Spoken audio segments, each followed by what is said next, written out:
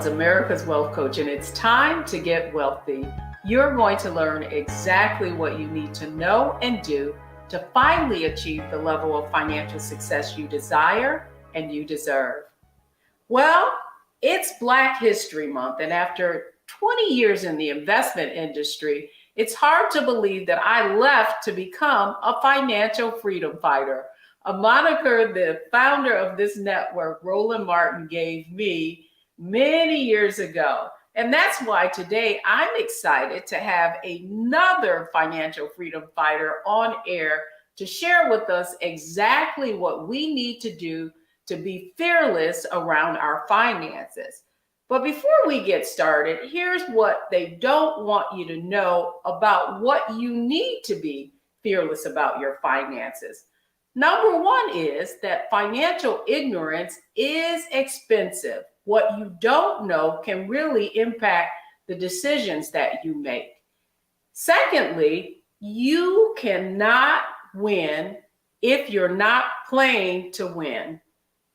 It's not about not losing, because the lower your risk, the lower your potential for reward. And that's why I'm excited to be introducing our next guest, Cassandra Cummings. She is founder of one of the largest Facebook groups devoted to Black women and teaching them how to invest. She's an author, she's a financial expert, and she's on Get Wealthy today to show us exactly what we need to do to fight for our financial freedom. So Cassandra, welcome back to Get Wealthy. Thanks so much for having me, Deborah. I'm glad to be back.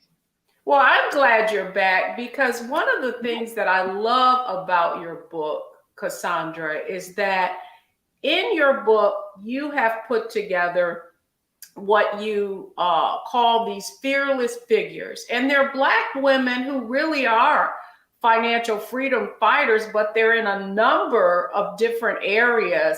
And I want to start off by asking you, because this is our framework for this show is mindset, strategy, and execution, was there anything common that you found around the mindset that all these women had to have to make their mark in the financial world? Absolutely. They definitely were able to overcome fear. They did not let fear stop them. So they had a mission, they had a goal, and they did what they wanted, what they needed to do to absolutely achieve that goal. And I think also too, just the stick-to-itiveness, determination, perseverance, all played a big role in making sure that they were able to achieve their goals. So as you read through the Fearless Figures, you'll see that common thread weave throughout each of their stories. One woman in particular who is actually a colleague and friend that you speak about is someone who devoted her life to sort of behavioral finance. She's Sandra Davis. And in that, she talks a lot about mindset, which I think is very important, because regardless of how much financial success you have in your career, you could still have a poverty mindset and end up with, still behaving as if you have no money. So in interviewing her, what are some takeaways that you had that you actually convey in the book? Yeah, Sandra is sort of my auntie in my head, I like to say. She's one of my financial aunties out here as well.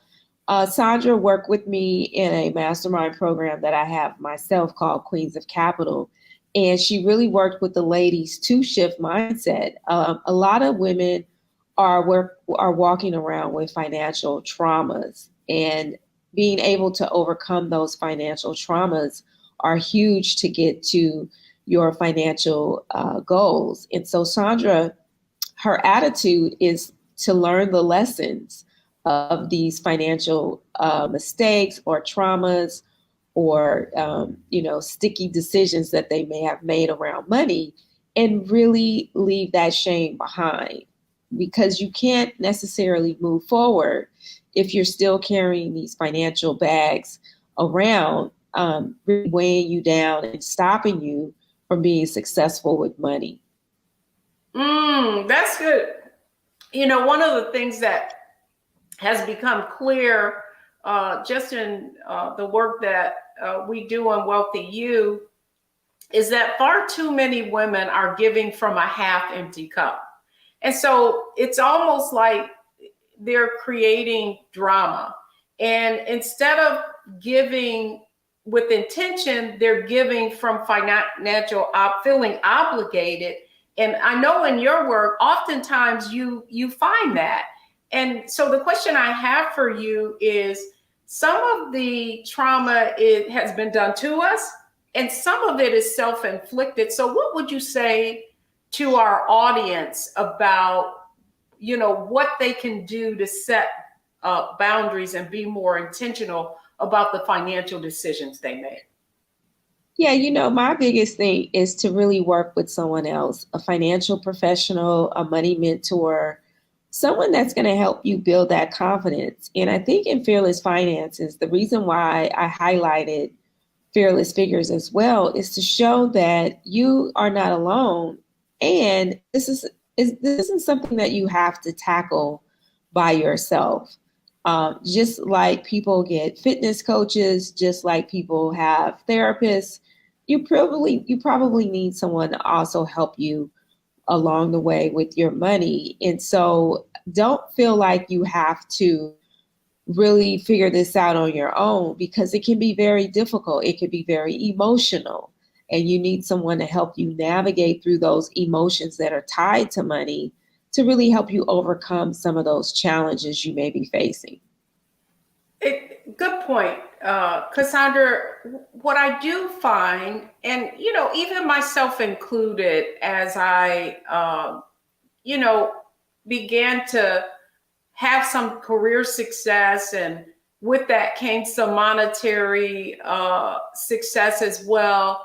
I I would often find it difficult to ask for help, and I think the root of that was like I felt like I was, you know, that I should know already, or in some cases, if I didn't know, I didn't want to let people know. And so if there's someone in the audience who you just shared that, hey, we all need help, and maybe they're sitting on the, you know, they still have some apprehension about asking for help, what would you say would be the first step to them overcoming that sense of shame and actually approaching someone for help? Yeah, I mean, I think communities that are set up like the Stocks and Stiletto Society could be a good first step, because now you have a community of women where you can visually see that they are asking for help, they are answering questions, they are embracing one another and helping people where they are financially. And I think once you see that type of community, that gives you the courage, it emboldens you to then take it a step further and say, okay, how does this apply to me, and who can I possibly reach out to help me? I always say, look for someone who you admire from a financial standpoint, and start to ask that person questions like, what are you investing in? Or, how did you get started with XYZ investment? And that would give you an opportunity to see if they are willing to mentor you, if they're willing to actually expose some personal financial decisions that they've made along the way. And it really just sort of strikes up the conversation, because money is very personal. So I would just say that would be how you would get started, with finding someone you can connect with that can help you. A lot of times reading books, they'll have resources available to you inside of those, the books that you read, on additional communities or other organizations that you can become a part of, where you can also enlist assistance. Oh, that's a great way to look at it, because a secret that I learned very early on in my career is to really ask very successful people about how they became successful, because people love talking about themselves as opposed to asking for help, asking them how they achieved what they achieved. People will go on and talk about themselves, and then they'll be more likely to want to help you because you're in a situation where you didn't necessarily say, help me, but you said, well, how did you get where you are? And I love this, Cassandra, because in our next segment, we're going right into strategy to talk about what are some lessons that we can learn from some other fearless figures that you mentioned in your book, and also just the invaluable insight that you're bringing to us today. So don't go anywhere, folks. When we come back, it's all about the strategies that you can use to become fearless about your finances. So don't go anywhere. We'll be right back.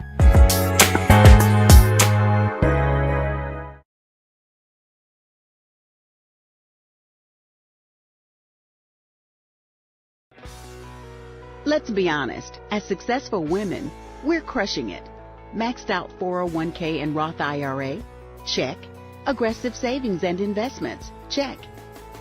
Yet, the freedom our success was supposed to buy can leave us stuck on the six-figure hamster wheel, watching retirement slip further down the road. There's another way. Get coaching courses and community at wealthyu.com.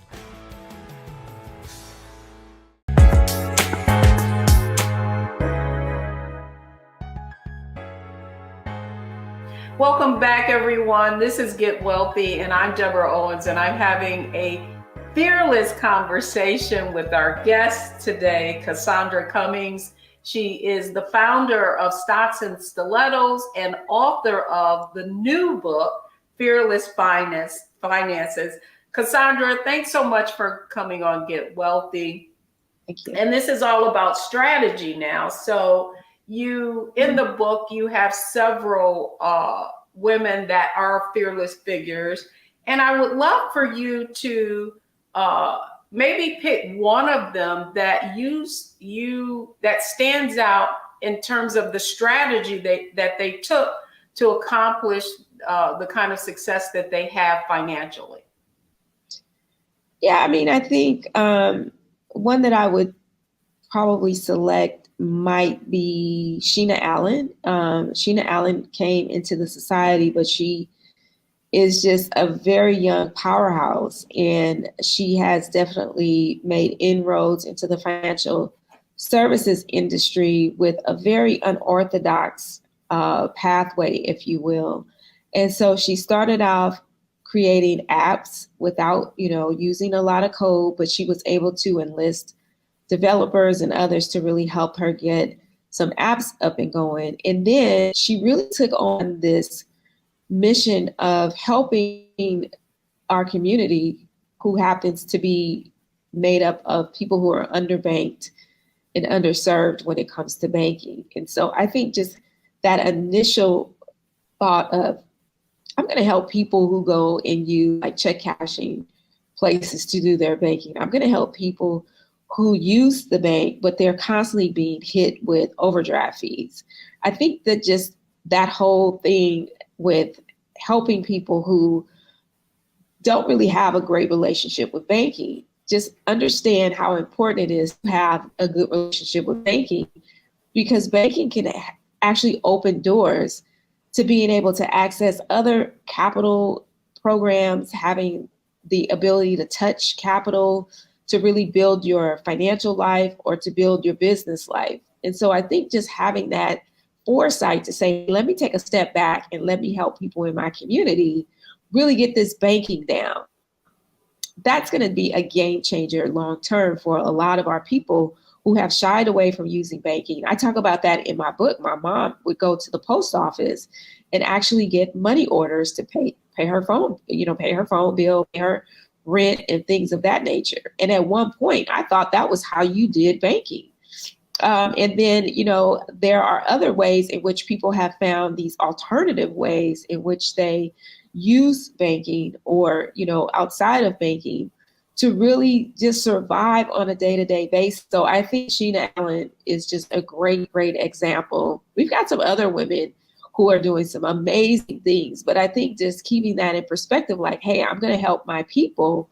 And as you know, as a matter of fact, I'm going to do well and I'm going to earn a, pretty good penny doing this too. So she's really like the epitome of not only doing well, but also, doing well financially for herself. No, that's a great point. And I love that you picked someone who really, to me, exemplifies what the wealth mindset is all about. And that is turning problems into opportunities, and that you can create value. Because going back to my point earlier about what they don't want you to know about wealth is how financial ignorance is expensive, right? And there's a great example of us using things like bank payday loans and that sort of thing to finance their, to feel like that's the only avenue that we have, and not realize that we're charging more. A true story, my father had dementia. And so I took over his finances, and I didn't realize that he had been using these check cashing places, even though he had money in the bank. But my brother shared with me, oh, well, he would do that. It was convenient. And he would just tell me, take him there. And I didn't really know, what he was doing. And when I looked at the kind of interest that was being charged, it would have been just so much easier for him to be able to go to the bank, but he no longer drove. He had become ill. And so kudos to Sheena for finding ways to serve our community. Now I want to talk just a minute, Cassandra, about the strategy around so many in our community talk about fear, are playing it safe. And what I mean by that, they're trying not to lose, right? Playing not to lose. So they feel, but what they don't realize is that you can't win that way.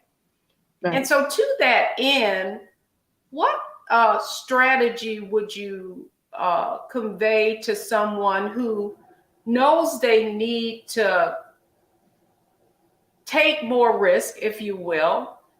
You're certainly stocks and stilettos society, but they don't know where to start. What strategy would you give for them? Yeah, I think that you have to have a plan when it comes to your money, right? You have to tell your money where to go. And so at the end of the day, you've got to be able to say, okay, I'm starting with $10,000 and I want to grow this money to $1 million, right? That may be your plan to go from A to Z. And so start with that end in mind. Then you can start to figure out, okay, what do I need to put in place to get to this $1 million mark or $500,000 mark, right? Celebrate some of the small wins along the way. And then the strategy would be to find people or find, again, resources that are going to help align you with getting your goals. So that could be reading a book. It could be taking a class. It could be doing, some other community-oriented program.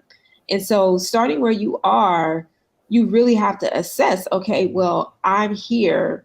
I'm starting from scratch. I know absolutely nothing, or, I got a little bit of stock. I got a 401k plan. Let me seek out help from my HR department and see what resources they have. That's good. One of the figures that you have in the book, you talk about fearless figures, is Sylvia Hall. And the fact is that so many Black women have a lot of student loan debt. Can you share why you felt like she was a good figure to put in your book in terms of having around fearless finances? Yeah, Sylvia was someone who I came across by way of a recommendation. We were looking for someone who had achieved financial independence, retired early, where basically she had accumulated enough money to stop working.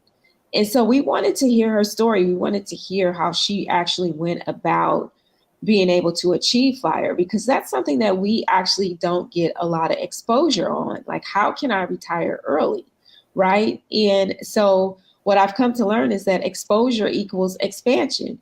And so as we got into her story, we got to really hear like how she actually put the pieces together to be able to retire early. That doesn't mean that she stopped working altogether, but having that pressure lifted off of your back where you don't have to work and you want to work, it's just a different feeling. You take a different approach to having much more purposeful work in your life.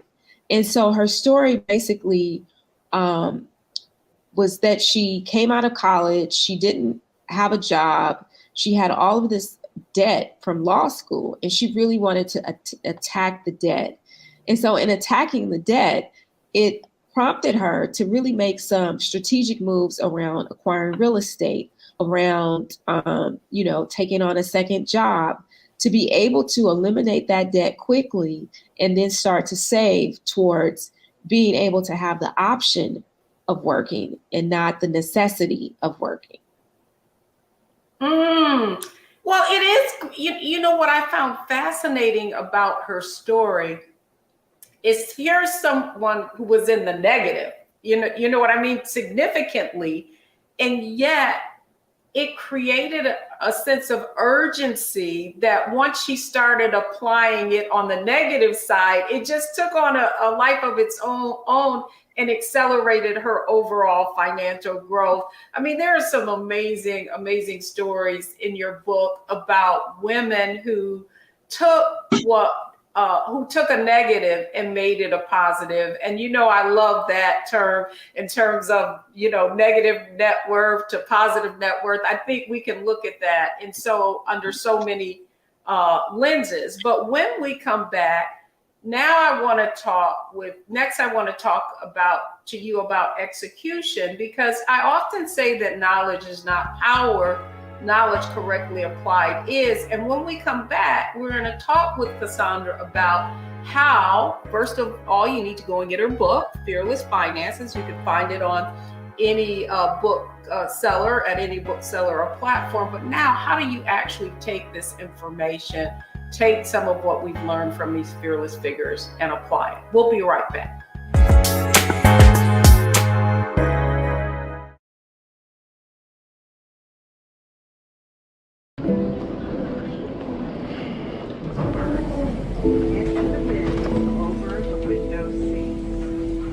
Are the only bins that will accommodate larger rollerboards.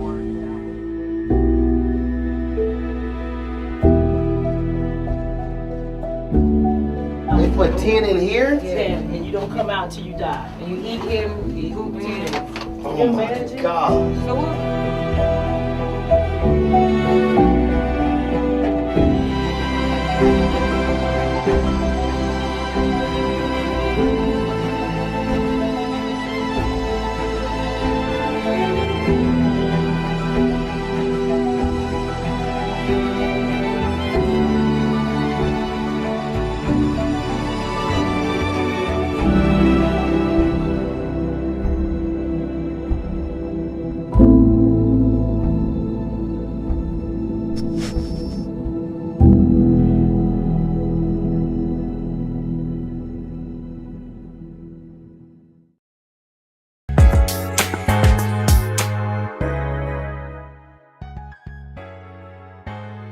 I'm Deborah Owens, and we're getting wealthy, and we're getting wealthy by learning how to be fearless with our finances, specifically with some examples from the book, Fearless Finances, Women Who Became Fearless Figures.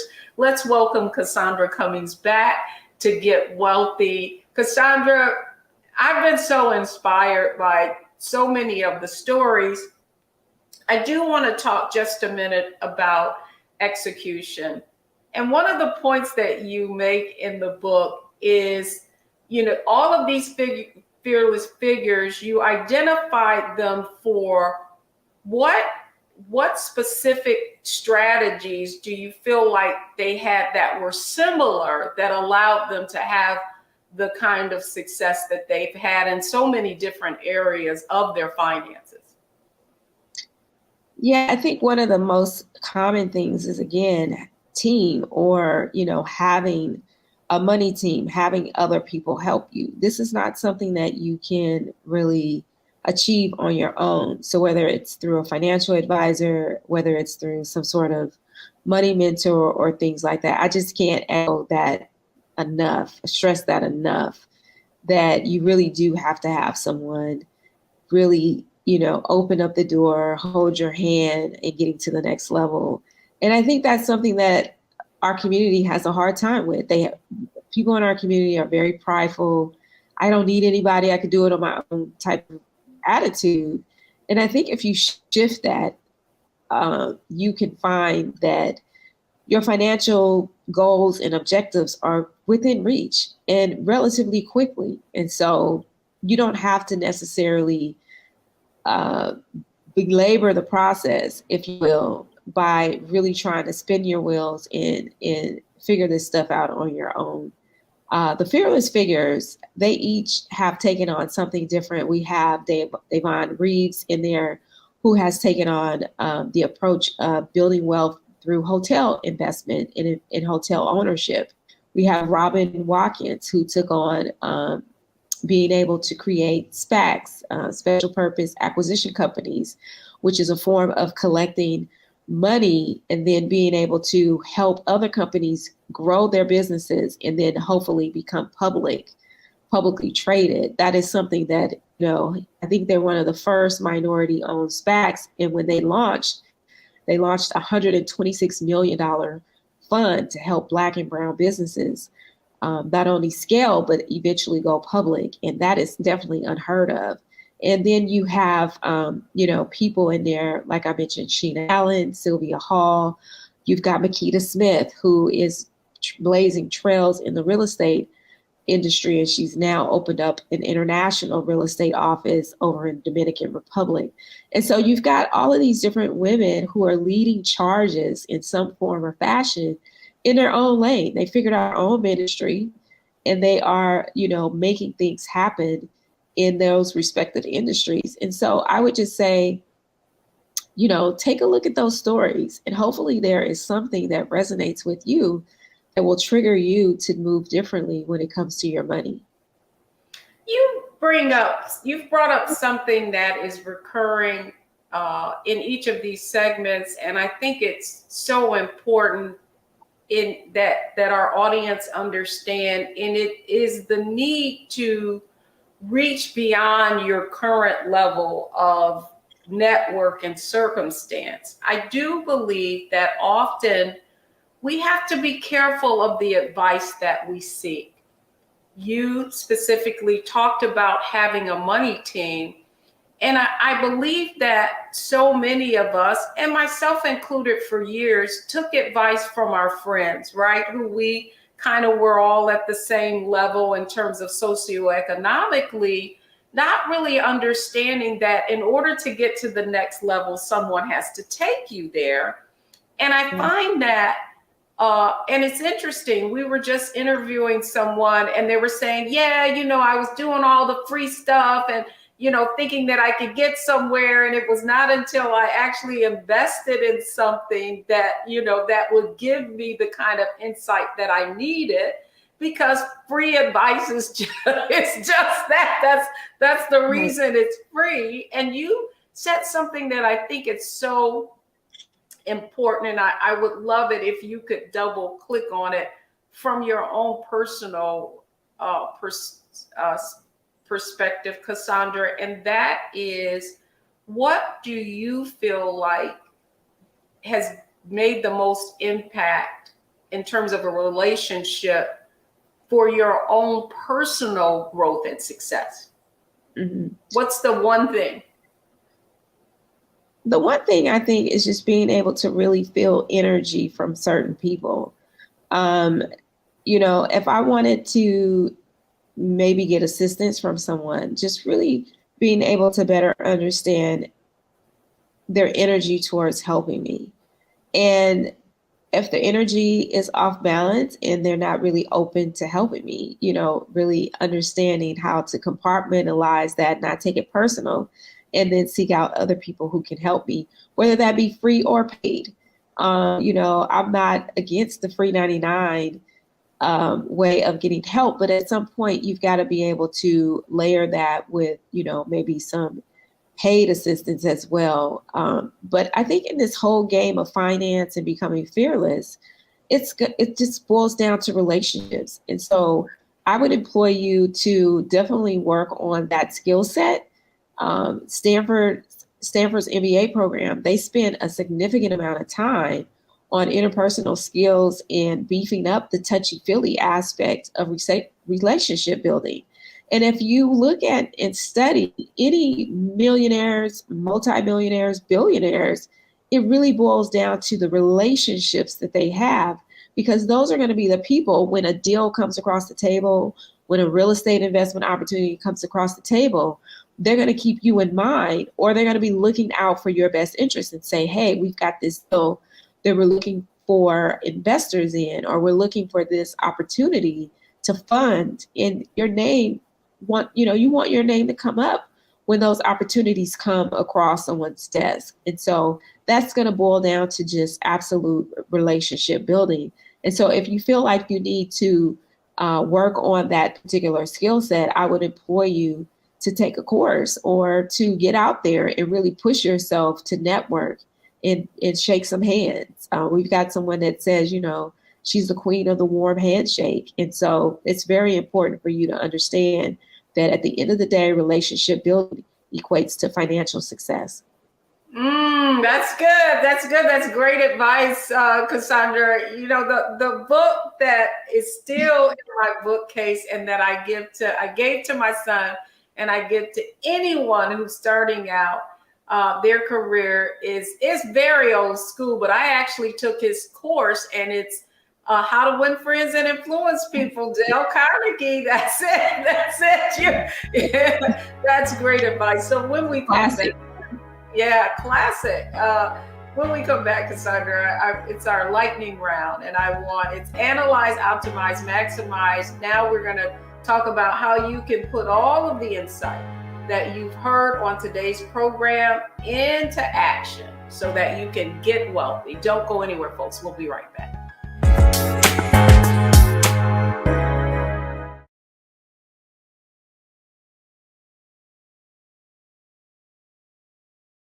Black Star Network is here.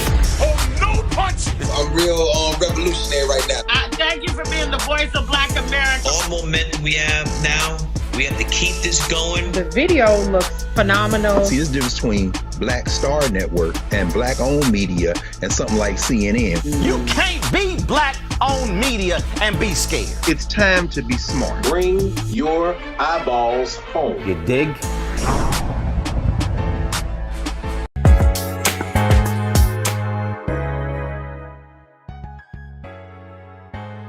Welcome back, everyone. I'm Deborah Owens. I'm America's Wealth Coach, and we're helping you get wealthy this week with Cassandra Cummings. She's the author of Fearless Finances, and it's Black History Month, and we're talking about some of the fearless figures in her book. Cassandra, it's our Analyze, Optimize, and Maximize segment, and I know we've covered a lot. But, what I want this audience to know is that they can always go and get your book so that they can get additional insight. But let's talk about you interview these women. And that's why I love interviewing people like yourself, of course, because you can always bring different perspective. But as you look at the impact that these women made, what can you tell our audience about how they need to analyze if they were reading your book and it become applicable to their own lives and relevant and make an impact? Yeah, the book is actually broken into 3 different areas. The first area is really about survival. I think Black people or people of color, usually are fighting their way, clawing their way out of survival mode. And so the first part of the book really helps to attack that, if you will.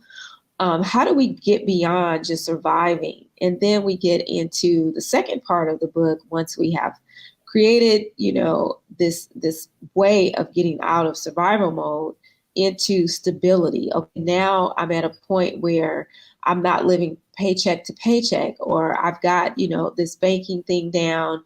I'm ready to move on and make sure that my investments are set up properly. And so that second part of the book, we're looking at things like buying property, buying real estate, setting up your retirement funds correctly, looking at different options with being able to look at possibly other alternative investments, right? So this is that introduction to stability. Okay, now how do I create a firm financial footing so that I don't get put back into survival mode? And then we go into that third phase, which is surplus. So now everything is firing on all cylinders.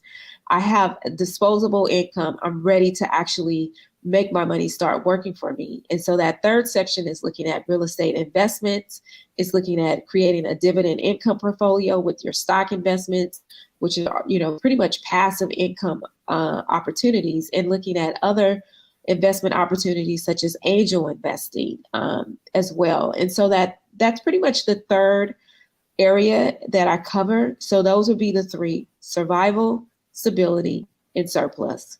That's good. Cassandra, the other question I'd like to ask is, for some people, what I have found is that that conservative nature, particularly if you look at Black Americans and how we are investing our dollars, only 65%, well, not only 65% of Black American households don't own equity investments. And part of that, I think, is why the wealth gap is so wide. So what advice would you give someone listening to this program about what they could do to accelerate the type of growth that they have, so that they're not just saving, they're actually growing, investing and growing? Right. So you can't save your way to prosperity, number one. Number two, Black women are the highest educated population in the country.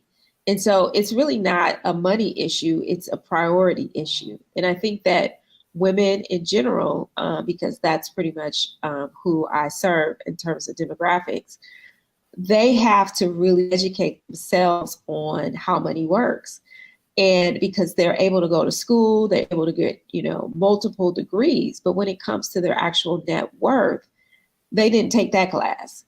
And so they now have to, find time to be able to educate themselves and become literate in money matters. And so that's what we do in the Stocks and Stilettos Society, is that we really help them close that education gap so that they in turn can close that investment gap. And so that's really important to me, because it's really not that we don't know any better. We're choosing not to learn how money works, put our head in the sand and say, "Oh, I'll deal with that later." And we can't continue to do that. Yeah, well, you know what? It is interesting. This is what I find fascinating and frustrating at the same time, is that we have all this education. However, how is it even possible that we would go through high school, we would go through undergrad, we would go through an MBA, we would get a PhD, and in many cases, Cassandra, those courses around investments and personal finance are not even, in some cases they could be an elective, I'm not going to argue that, but should be intertwined and integrated into what is a basic foundation, not an elective, but a requirement. So I'd love to hear your thoughts on that. You're a USC grad. I want to know, was there anything that was covered that you're now providing your community with in your formal education? Well, in my formal education, I'm an accountant by trade. And so most of my courses in instruction centered around how to help major companies make money and watch their money. But I'm a small corporation, and I needed to learn how to apply that myself, right? I think Fidelity calls it your personal economy. And so there aren't courses on how to effectively scale your personal economy. And so you really may have to seek out those courses, because if you're taking courses in the STEM area, right, science, technology, engineering, mathematics, those courses, those schemas, if you will, they're not set up to integrate financial independence or anything like that. All of these majors are really set up to help you become skilled at a particular trade or, career. And so that's why it's really personal, because you have to figure out what's going to work for you. It's also systemic, right? A lot of this knowledge that we get in personal finance comes from our own backgrounds, our families, our moms, our dads, our grandmothers. And so if they didn't get the skills, if they didn't get the experience, how in fact can they impart that on us? So a lot of us are starting from scratch. A lot of us are learning this on the go around because we did not have this available to us in school. We did not have it available to us at home. And so I think that's why, again, you've got to seek out organizations, you've got to seek out professionals that can really help you, hold you by the hand, and get you to where you want to go. I'm so glad you said that. And one of the reasons that I really asked that question is because I do find that the fear of investing, the need to,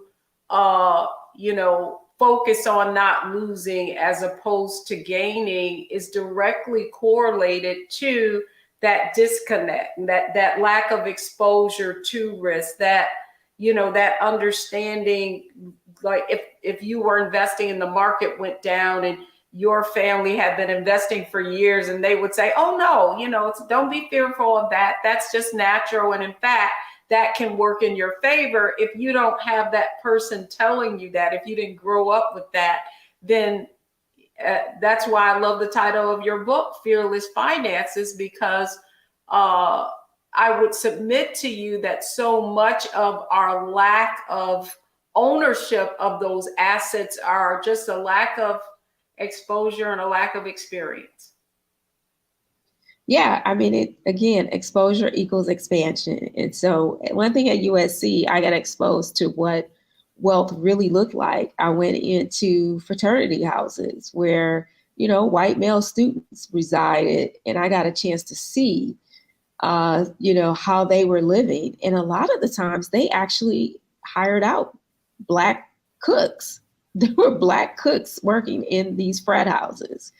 And so it just gave me a whole different perspective on how they navigate finance, how they go about accumulating wealth, and how they take care of their children at school, which was way different. I was lucky if I got a care package. So yes, definitely a lot different. Yeah, and at the end of the day, Cassandra, why I loved having this conversation with you was that we're talking about generational wealth. And so when we come back, I want to share the three takeaways from today's show. So don't go anywhere, folks. We'll be right back.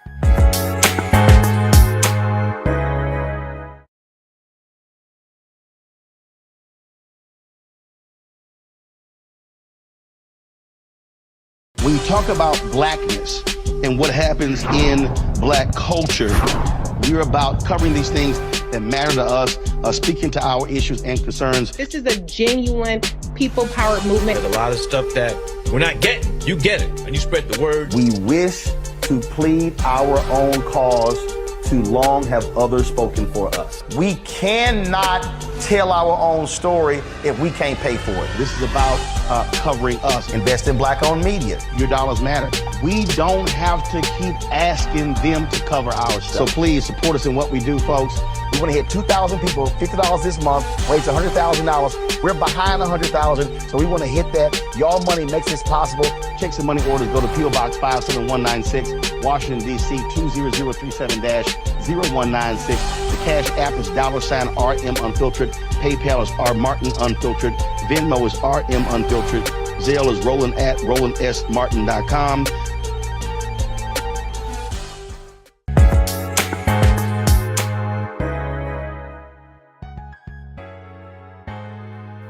Welcome back, everyone. Well, we've covered a lot on today's show, Fearless Finances. And before I close out on the three things, I'd like to welcome Cassandra Cummings back on the show, on Get Wealthy, to just give us a closing comment. Cassandra, if you could sum up what we've talked about today, particularly in the perspective of Black History Month, what would you say to our audience? I would say the three things. I'd give you a few different ways to look at it. You got to plan, save, and invest. So you got to make a plan for your money, right? That is key. You've got to begin with the end in mind. Where do you see yourself going with your finances? And then you've got to save. You've actually got to put those things in place because it takes money to make money. So what are you doing to accumulate savings, to maybe add a side hustle or a multiple income stream strategy to building up this stockpile of money for you to deploy into that third aspect, which is investing, right? I always like to say each of your dollar bills are like employees. What are your employees doing to bring you even more money? No one wants to have employees sitting around not making money for them. And so if you put each of your dollars to work for you, then that means you have to do less work, and put all your money to work for you. So I would say plan, save, and invest. And then on the other side of that, I would say, make, manage, and multiply. So that would be an extension, and that may be for another conversation. I love it when you leave us hanging, right? Excellent show. So let me just share with our audience. Here are the three takeaways from today's show. First, as our guest would say, mind right, money right. Secondly, money loves speed, so you've got to take action. And then finally, as our guest would say in her book, and I want to make sure you go out and get it, that your bank account should match your handbag. Well, that's going to do it for me that's going to do it for me on this episode of Get Wealthy. Keep watching only on Black Star Network.